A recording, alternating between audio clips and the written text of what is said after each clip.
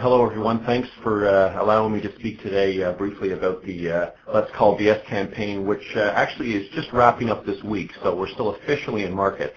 But I'm going to be sharing with you a little bit about the campaign, what we've accomplished so far, and where we go from here. So on to the next slide, and that's slide number 40. I'll just tell you a little bit about who Partners for Mental Health is. We actually had our start within the Mental Health Commission of Canada. We started a strategic initiative, and since last April we branched out onto our own. We are a national registered charitable organization, really created to help accelerate what we're calling a social movement. The mission of Partners is to engage millions of Canadians to take action to support mental health by participating in campaigns like the one I'm going to take you through, in events and activities that promote mental health and well-being, through contacting our elected officials to influence policy, by volunteering, and also by fundraising. Next slide, please. Slide 41. So really, what we're designed to do essentially is to recruit and engage as many Canadians as possible to join what we're calling a social movement to ultimately transform mental health. Our chairman, Senator Michael Kirby, who was formerly the chair of the Mental Health Commission of Canada, was a firm believer when he was writing his Senate report that if we're truly going to see transformative change, that we needed to pull a chapter out of the book of, pick your cause, whether it's breast cancer, civil rights, gay lesbian movement, HIV/AIDS. Any of these movements have been essentially transformed and catalyzed by mobilizing large numbers of Canadians, of individuals, to get behind this, to basically say that this no longer is acceptable, the way we treat people that have a mental health illness or problem, the lack of funding, the lack of support that exists. This is truly the last social taboo of our times, and we are firm believers that we need large numbers of individuals to get behind this to really see the kind of change that we all want. We believe that by getting these campaigns off the ground, and we're looking to activate between 2 and 3 each year, they're meant to draw as many Canadians into the tent, and then once we get them in the tent, we'll learn precisely what they're interested in doing to take action and to deepen their engagement throughout the year. So we really see Partners for Mental Health as being a facilitator, if you will. We bring people into the tent. When I say people, we're talking about Canadians who do not see a connection to the mental health cause. We're not talking about consumers or people with lived experience. Arguably, they're already in the tent. We're trying to get the people that really do not see a connection into the tent, and when we do that, by leveraging the technology that we've built on the CRM platform that we've put in place, we're ultimately able to, by learning more about the individual, connect them with an action opportunity in their community where they can make a difference.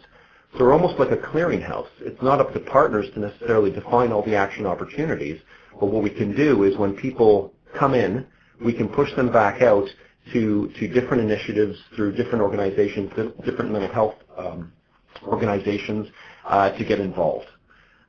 So that's a big part of what we're designed to do. So we'll move on to slide 42. That's a little bit about our organization. I could spend probably the entire presentation talking to you more about Partners for Mental Health, but I think what you really want to know more about is this youth campaign that's, again, currently just wrapping up. And we'll go to the next slide, slide 43. The campaign kicked off at the end of October, and it was really targeted at a youth demographic between the ages of 15 and 21. Arguably, the bullseye would be between 15 and 18, but we really did see participation right across that spectrum. And the notion was this, that we know that almost every youth deals with his or her mental health in the context of very common teenage situations, whether that's in relation to relationships, the pressures that they feel either from their peers or their family. And of course, and Heather's certainly touched on this, teens and young adults are a key cohort when it comes to mental health, as this age is critical to early detection and prevention. And of course, that statistic that we all know well, that 70% of those living with a mental health illness or problem say the onset occurred before the age of 25.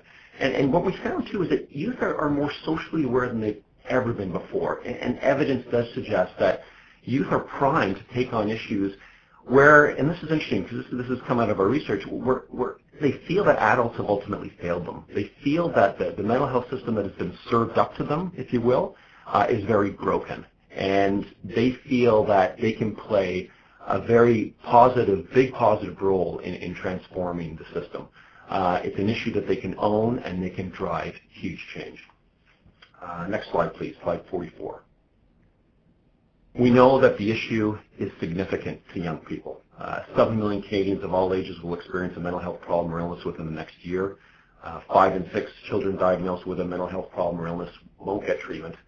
1 in 5 young people between the ages of 15 and 24 have a mental illness or substance abuse problem. And of course, we know that suicide is the second leading cause of death of Canadian youth.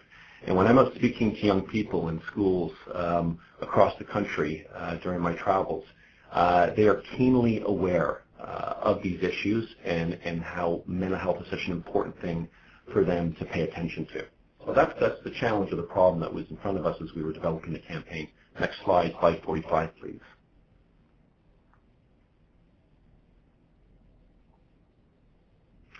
The opportunity, as we touched on it earlier before, is that because young people deal with their mental health in the context of common situations, the challenge is that society and the family and peers often tell and teach youth to minimize or ignore these feelings.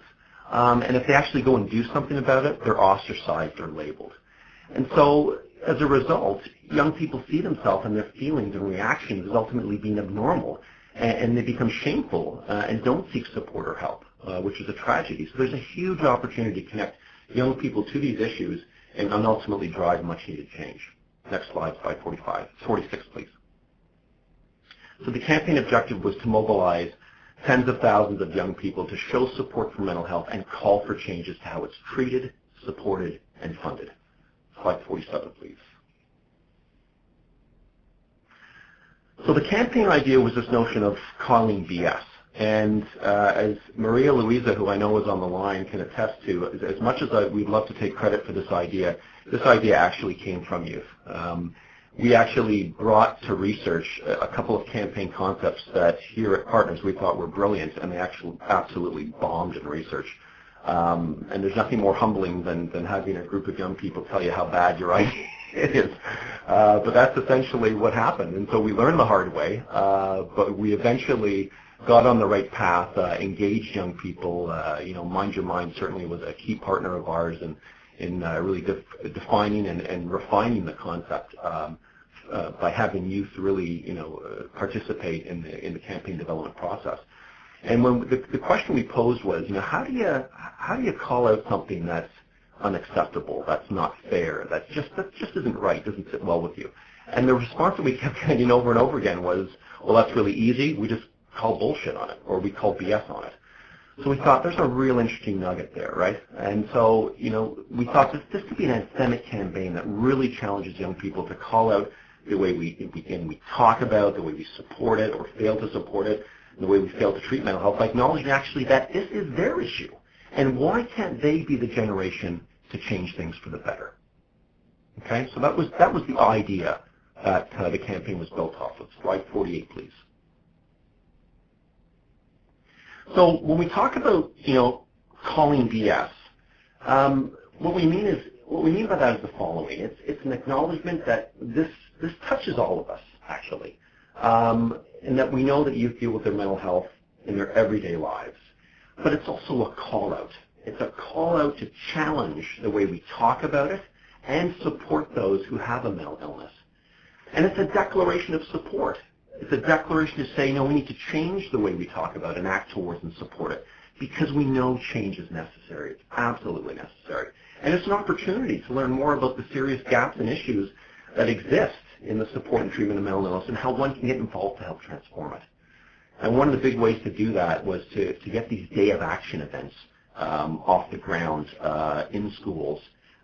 We ended up calling them moment of change events to drive engagement around the issues. And so it was really an opportunity for young people in schools to become actively involved in the campaign and in the movement.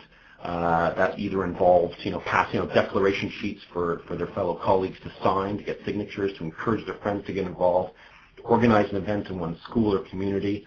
It was as small or as large as they wanted it to be. The idea is that these moment of change events would help spark a movement of change around mental health. and we provided the ideas and the tools for young people to bring these events to life. We didn't make it overly prescriptive, but we gave them a toolkit that gave them the raw tools necessary to pull this event off and to get more of their colleagues involved. Slide 49, please. So these are really the four elements of the campaign. The first one is we wanted to engage young people by first calling BS out, or calling out common practices that exist today that, quite frankly, are just far from acceptable.